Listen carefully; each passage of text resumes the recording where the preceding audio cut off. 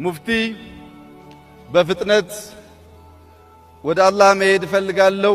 ያን ከማድረጌ በፊት ግን እንድታደርግልን የምፈልገው ነገር አለ ብለው አጥብቀው ጠይቀውኛል።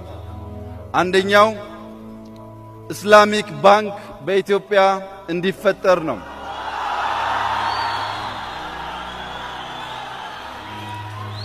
ሁለተኛው ህዝበ ሙስሊም በኢድ ወቅት እንዲሁም በረመዳን ወቅት ሰብሰብ ብሎ ልዩ መለያ የሆነውን የጀማ ሰላት በጋራ እንዲሰግድ ሰፋ ያለ ቦታ በመጠየቅ ለኢትዮጵያውያን ሙስሊሞች ብቻ ሳይሆን ከሌላ ዓለም የሚመጡ ሙስሊሞች ሊጎበኙት ሊያዩት የሚችሉ ተለቅ ያለ የእስላም ምልክት የሆነ መስጊድና የጀማ ሰላት ቦታ መስራት እንፈልጋለን ስላሉ